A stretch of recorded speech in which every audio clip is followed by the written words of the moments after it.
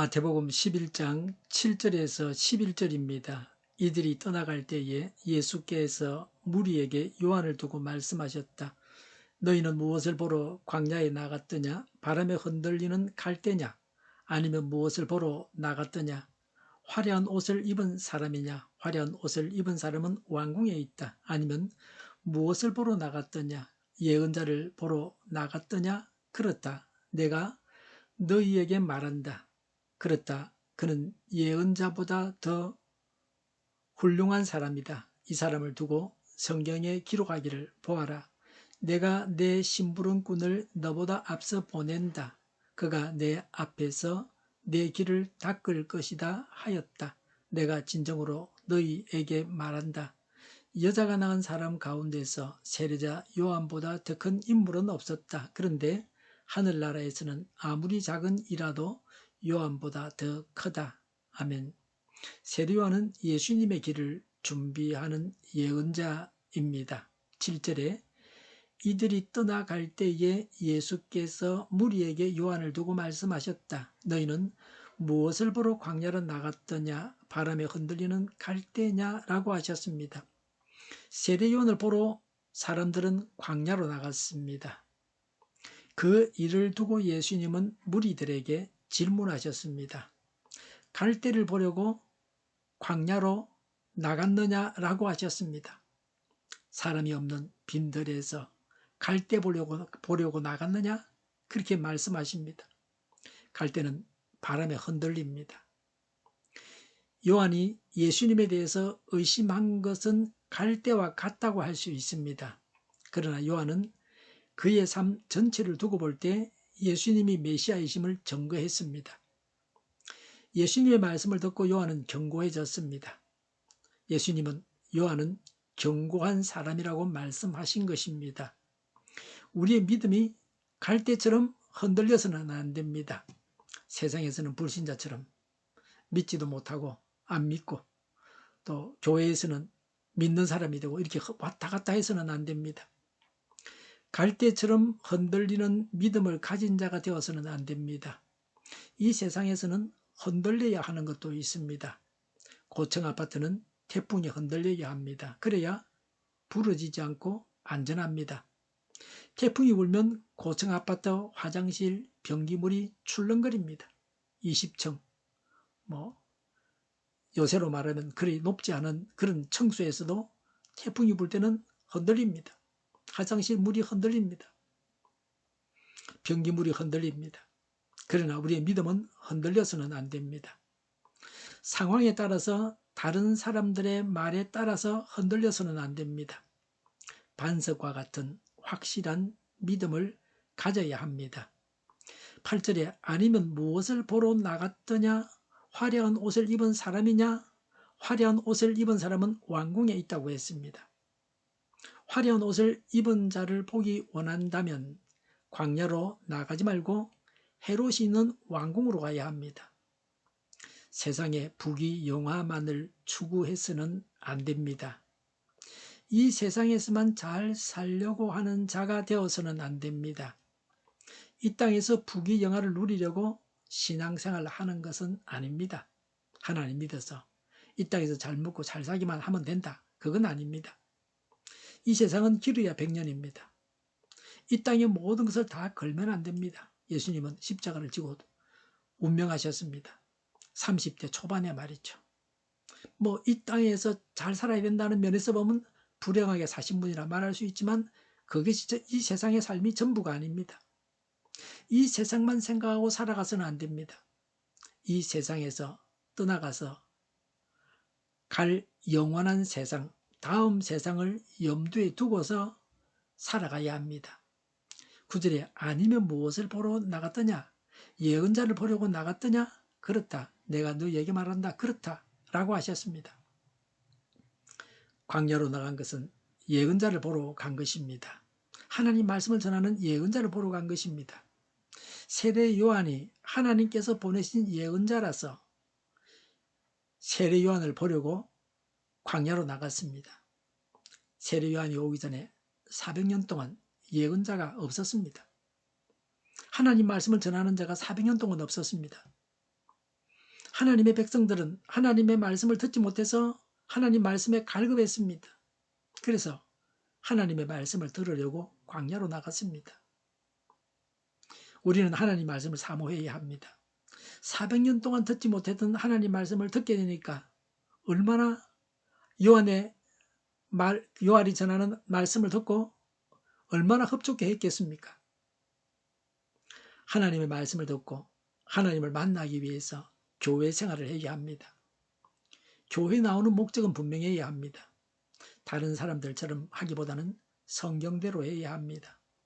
말씀을 사모하고 갈급해하는 그런 심정을 가져야 합니다. 9절에 그는 예언자보다 더 훌륭한 사람이다. 이 사람을 두고 성경에 기록하기를 10절에 보아라 내가 내 심부름꾼을 너보다 앞서 보낸다. 그가 내 앞에서 내 길을 닦을 것이다 하였다라고 했습니다. 10절은 말라기 3장 1절에서 인용한 것입니다. 세례 요한은 구약의 예언자와 다른 점이 있습니다. 그것은 메시아이신 예수님의 길을 닦는 것입니다. 요한은 메시아가 오시기 직전에 먼저 와서 메시아 일을 준비하는 자입니다.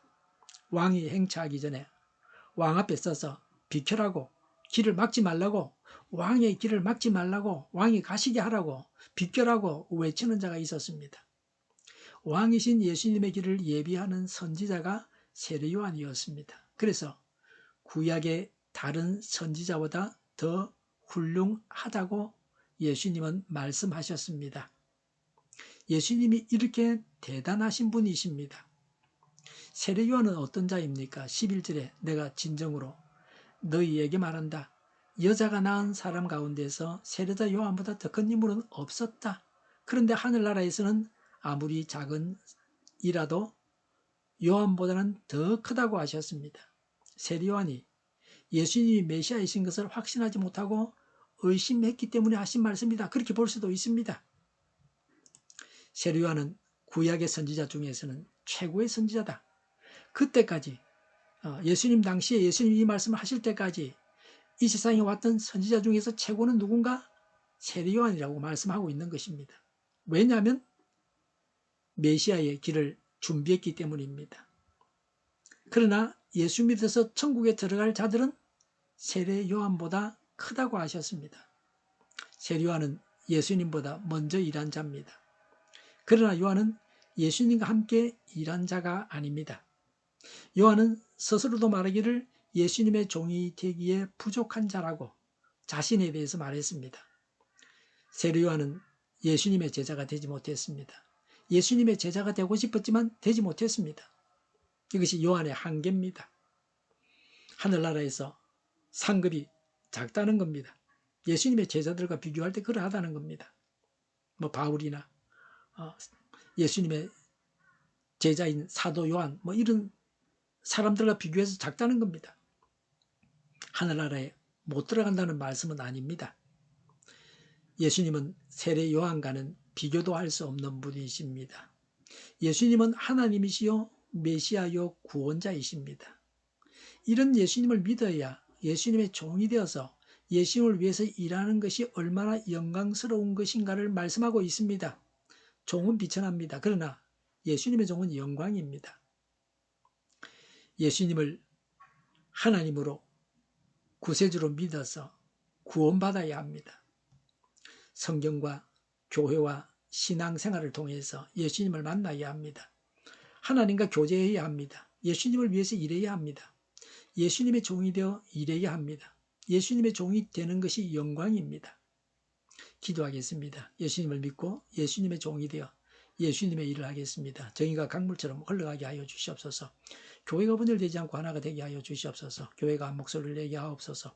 전쟁이 그치고 평화가 오게 하여 주시옵소서. 주사파와 공산당과 이적단체들과 적화 통일로 나아가게 하는 자들이 없게 하옵소서. 이 땅에 다시는 전쟁이 일어나지 않게 하옵소서. 적화 통일되지 않게 하옵소서. 자유민주국가로 전쟁이 아닌 평화롭게 통일을 이루게 하옵소서. 성경을 대적하는 자가 없어지게 하여 주시옵소서. 하나님을 대적하는 법과 있어서는 안 될 법을 만들지 않게 하옵소서. 있어야 할 법을 폐기하지 않게 하옵소서. 교회가 하나가 되어서 하나님을 대적하는 자들을 지지하지 않게 하옵소서. 정의로운 판결이 내려지게 하옵소서. 정치적 판결하는 자, 악한 판결하는 자, 재판을 지연시키는 자들이 사라지게 하옵소서. 재판을 지연시키는 악법이 폐기되게 하옵소서. 일하는 자들이 정당한 대우를 받게 하옵소서. 놀고 먹는 자가 없게 하여 주시옵소서. 일을 만드는 자가 아니고 일을 하는 자가 되게 하옵소서. 파업과 시비가 그치게 하옵소서. 나라를 망하게 하는 모든 규제들이 사라지게 하옵소서. 눈먼 지도자, 악한 지도자, 어리석은 지도자, 자기 배만 부리는 지도자, 나라를 망하게 하는 지도자가 사라지게 하옵소서. 앞을 보고 선한 것을 분별해서 알고 앞길을 제시하고 섬기는 지도자만 있게 하여 주시옵소서. 하나님께서 주신 건설로 섬기는 자가 강해지게 하옵소서. 지도자들과 이 백성들에게 선한 것을 분별하는 지혜를 주옵소서. 나아갈 길을 알게 하시고 취할 것과 버릴 것을 알고 행하여 흥하게 하옵소서. 적절한 때 고칠 것을 고치게 하옵소서. 업무방해가 없게 하시고 업무에 충실하게 하옵소서. 쓰레기됨을 뒤지지 말고 성경에서 보물을 찾게 하옵소서. 기도하는 기쁨, 응답받는 기쁨, 성도들이 모여서 교제하는 기쁨, 말씀해 주는 기쁨, 예배드리는 기쁨을 누리게 하옵소서.